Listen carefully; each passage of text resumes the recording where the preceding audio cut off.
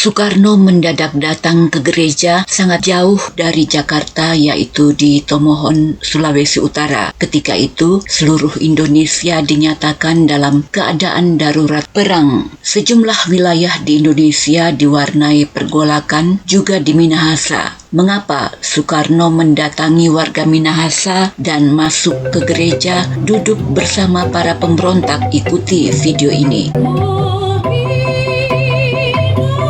Halo teman-teman, welcome to my channel. Ini saya berada di kota Tomohon di Sulawesi Utara. Ini adalah Menara Alpha Omega, ikon kota Tomohon. Di sini terletak Gereja Sion yang pernah didatangi Soekarno ketika ia datang ke kota Tomohon ini. Kedatangan Soekarno waktu itu menjelang akhir September 1957.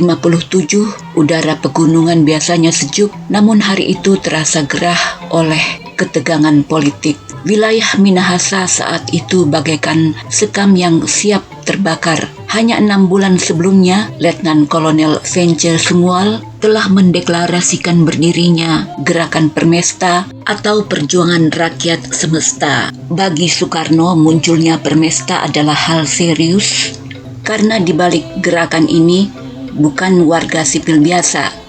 Mereka adalah para perwira militer aktif yang memiliki senjata, struktur komando, dan basis massa yang loyal di wilayah strategis. Kalau dibiarkan, ini bisa mengancam keutuhan wilayah NKRI.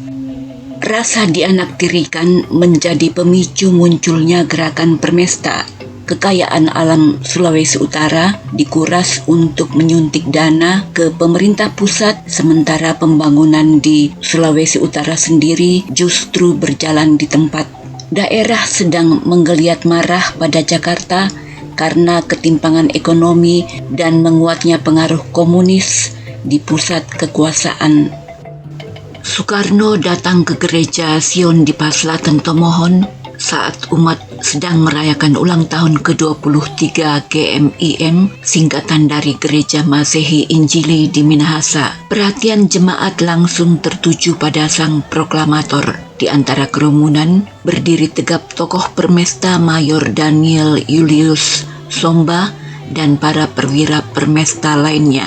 Mereka tidak datang sebagai musuh, mereka bertindak sebagai tuan rumah yang menjaga wibawa daerah. Soekarno memasuki gedung Gereja Sion yang sekarang sudah menjadi cagar budaya nasional karena nilai sejarahnya. Soekarno didampingi Duta Besar Amerika, John Moore Allison. Sebuah pesan visual yang sengaja dipamerkan Soekarno kepada dunia bahwa ia masih memegang kendali penuh atas Indonesia. Soekarno berpidato, ia berdiri di mimbar Gereja Sion untuk mematahkan tuduhan bahwa dirinya tunduk pada komunisme. Soekarno di mimbar gereja mengutip ayat Alkitab dari Injil Yohanes. Pada mulanya adalah firman. Firman itu bersama-sama dengan Allah dan firman itu adalah Allah. Selanjutnya secara bertahap konflik pemerintah dengan Permesta berakhir pada 1961. Akhir dari konflik ini tidak diselesaikan dengan penumpasan total, melainkan melalui kompromi politik, gencatan senjata, serta pemberian amnesti dan abolisi oleh pemerintah pusat. Para tokoh dan anggota Permesta akhirnya kembali bergabung dengan pemerintah Indonesia. Budaya kompromi dalam menghindari potensi perang saudara sudah terjadi sejak zaman leluhur orang Minahasa. Bisa dilihat jejaknya di tempat yang akan saya kunjungi berikutnya. Sebelum agama Kristen masuk ke Minahasa, kepercayaan yang dianut penduduk Minahasa umumnya sama dengan kepercayaan suku-suku di Nusantara pada umumnya, yaitu kepercayaan animisme, dinamisme. Nah, jejak leluhur ini sampai sekarang bisa dilihat di tempat yang saya kunjungi ini. Ini saya berada di Watu Pinawetengan. Ya, tempat ini bernama Watu Pinawetengan, berjarak sekitar 25 km dari kota Tomohon. Di lokasi ini dulu leluhur orang Minahasa pernah mengadakan pembagian wilayah Bagi keturunan Toar dan Lumimuut, ini adalah sebutan kultural bagi seluruh masyarakat asli Minahasa. Pembagian wilayah itu dilakukan saat leluhur orang Minahasa akan membuka wilayah pemukiman baru karena di wilayah sebelumnya mereka ditimpa musibah dan bencana alam beruntun. Sebelum pemukiman baru dibuka, para pemimpin adat berkumpul. Mereka membagi wilayah secara adil bagi setiap suku di Minahasa. Tujuannya untuk mencegah agar di kemudian hari tidak terjadi pertikaian antar suku karena berebut wilayah. Selanjutnya dalam pertemuan itu, para pemimpin adat menjadikan sebuah batu besar sebagai altar ritual atau mesbah agung. Orang Minahasa menyebut Tumotowa Wangko. Sampai sekarang di lokasi ini kita masih bisa melihat batu ini. Bahkan tahun berganti tahun, abad berganti abad, meskipun batu besar ini sempat pernah hilang, namun para pemimpin adat dari zaman ke zaman tetap datang ke lokasi ini untuk mengadakan ritual atau seremoni adat. Para leluhur membagi wilayah Minahasa ke dalam 9 subetnis utama. Garis batas wilayah, aturan adat, serta simbol-simbol perjanjian digoreskan secara permanen pada permukaan batu megalitikum ini. Karena peristiwa pembagian inilah orang Minahasa menyebutnya Meweteng, maka batu ini dinamai Watu Pinawetengan. Peran penting Watu Pinawetengan ini bukan sekadar tempat membagi wilayah. Di depan batu suci ini, semua suku yang berkumpul berikrar untuk bersatu menjadi satu kekuatan kokoh. Orang Minahasa menyebutnya semangat maesaan atau semangat persatuan, yaitu bila kita bertumpuk, menyebarlah. Bila kita tersebar, tetap satulah kita. Dan selalu kembalilah membangun daerah kita tercinta. Sumpah leluhur orang Minahasa di atas Watu Pinawetengan kemudian menghasilkan amanat yang diteruskan turun-temurun, yaitu Tanah ini adalah milik kita bersama. Sesuai petunjuk Sang Manguni, bagi-bagikanlah tanah ini. Rambahilah tapal-tapal batas baru lahan penghidupan. Wahai pekerja, kuasai dan pertahankan wilayah, wahai satria, agar keturunan kita dapat hidup dan memberi kehidupan. Akad setus tumau o tumautou.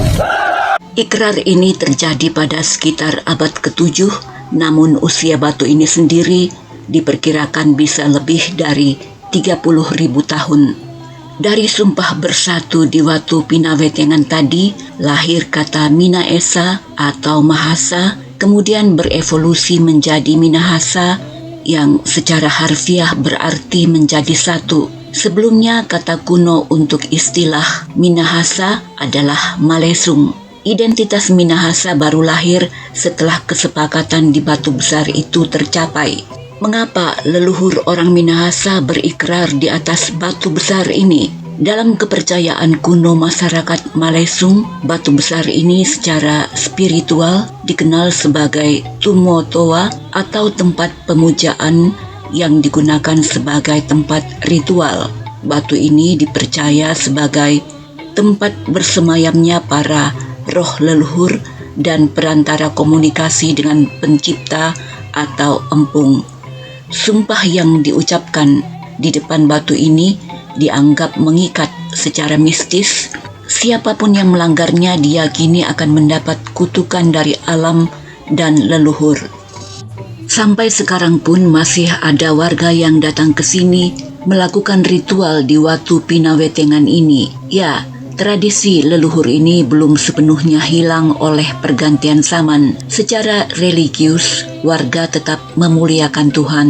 Namun secara kultural, kedatangan warga ke situs megalitikum Watu Pinawetengan adalah cara mereka menghormati leluhur.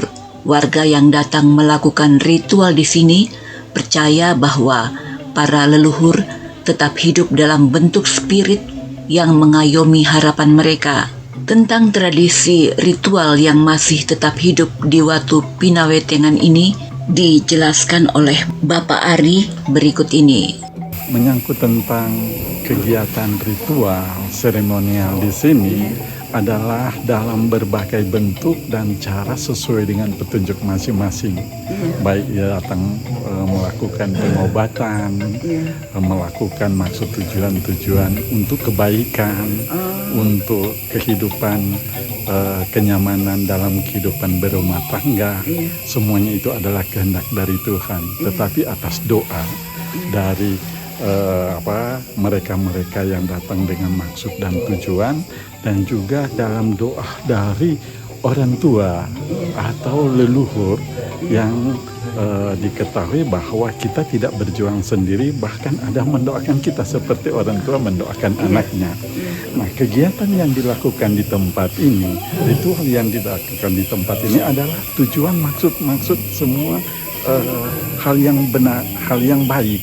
Ya, tidak ada hal yang senantiasa membuat seseorang mengalami suatu kesulitan atau kesusahan. Di sini tujuannya untuk kebaikan atas kehendak dan mengikuti ajaran agama masing-masing. Ya, tidak pernah hal-hal yang untuk senantiasa membuat siapapun dia mengalami suatu kesulitan-kesulitan.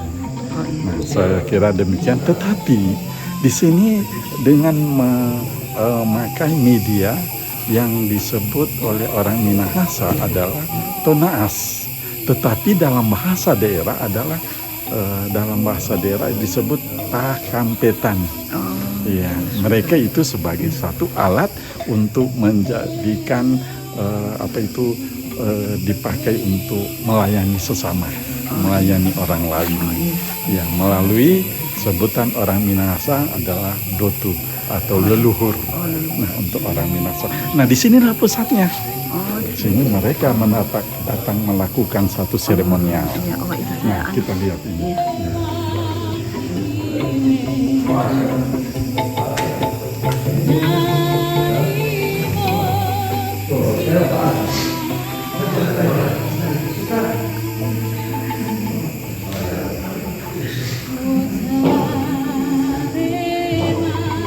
Terima kasih sudah nonton video ini. Sampai jumpa di video selanjutnya.